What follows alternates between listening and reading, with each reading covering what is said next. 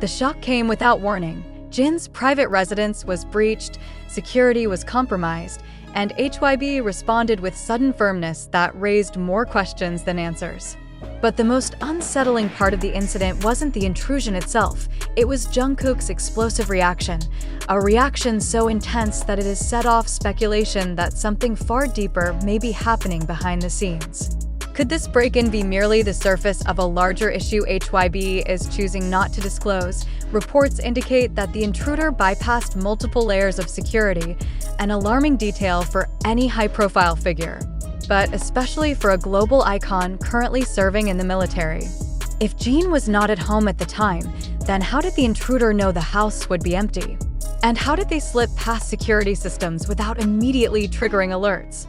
These questions, now echoing through the fandom, reflect growing concerns about whether this incident points to a systemic vulnerability HYBE has been reluctant to acknowledge. Jungkook's anger only deepened the mystery. Sources close to the group described him as furious, demanding immediate explanations from management. But is his reaction solely a response to Jin's violated privacy, or did Jungkook's anger reveal knowledge of previous, unreported threats that HYBE has chosen to keep out of the public eye? Fans are now asking whether this breach was truly random or the culmination of ongoing issues the company never fully addressed. HYBE's official statement was assertive, emphasizing zero tolerance and the mobilization of legal teams. Yet the language was strikingly concise, carefully controlled, and notably devoid of deeper explanation. Why did a company known for lengthy transparency suddenly adopt a minimalistic tone? Was it to avoid fueling public panic or to divert attention from internal lapses they have yet to resolve? Even the members' reactions offered hints that something more complex might be unfolding. RM posted a cryptic message: "Respect is not optional." Suga amplified it with a simple lock emoji, a symbol of violated boundaries. Jimin appeared at HYBE headquarters in silence. And Taehyung's post, "Home is sacred," felt less like a statement and more like a warning. Are these expressions merely emotional responses or strategic signals pointing toward deeper dissatisfaction with the company's handling of personal security? Consider also HYBE's immediate deployment of additional security personnel and the initiation of audits for all members' residences. If this were an isolated incident, would such drastic measures be necessary?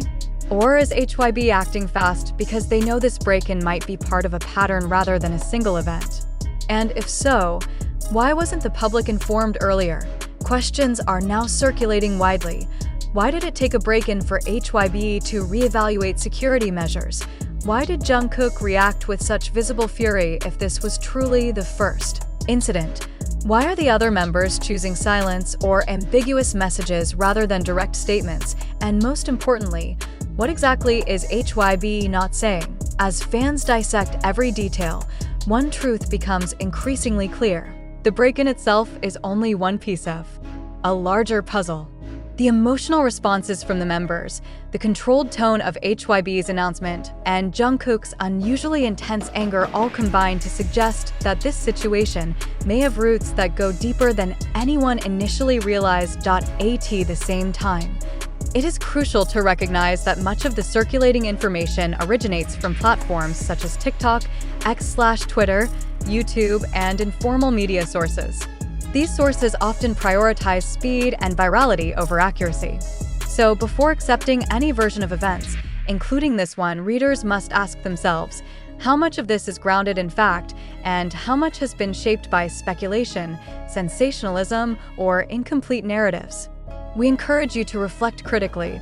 Do you believe this event unfolded exactly as described, or could parts of the story be exaggerated, misinterpreted, or entirely fabricated for attention?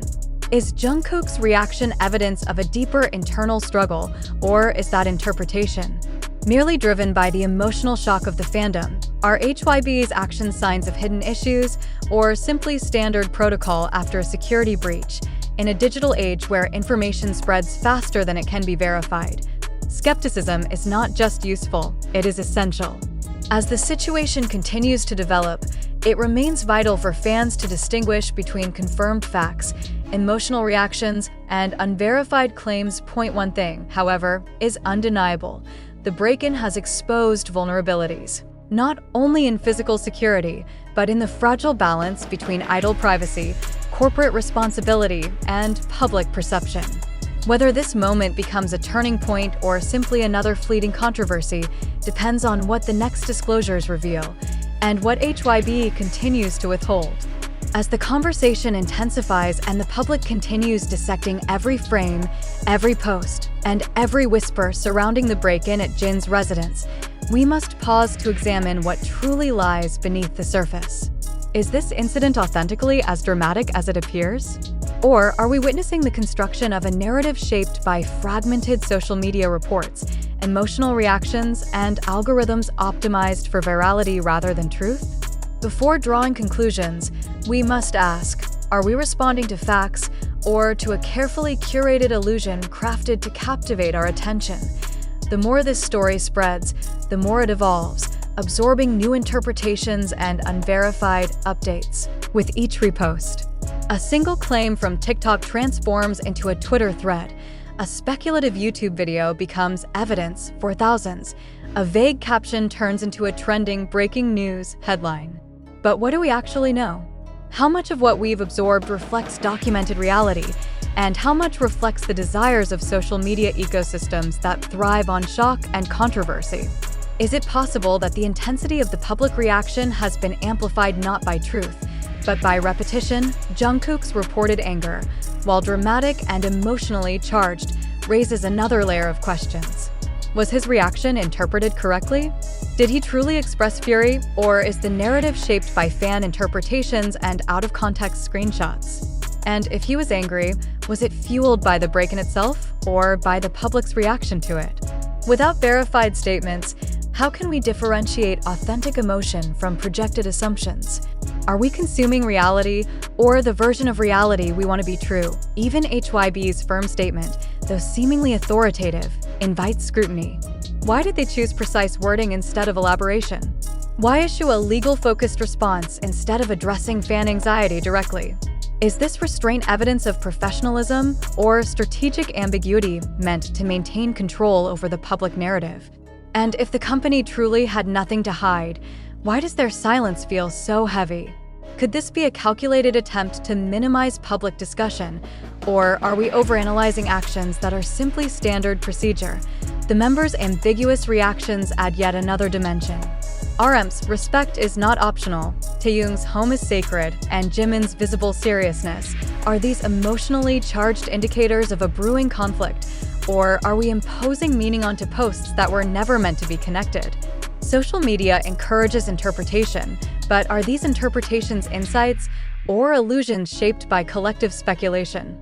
How do we distinguish genuine signals from our own expectations? And more critically, why are we so eager to believe in dramatic conflict, deep conspiracies, or hidden corporate failures? Is it because the truth is often too simple, too unexciting, too mundane to satisfy the modern appetite for constant stimulation? Could the fascination with this incident reflect a broader cultural trend, one where audiences seek drama where none may exist, where skepticism is selective, and where emotion overrides verification? At this point, it becomes necessary, not optional, to reflect deeply on the sources fueling this narrative.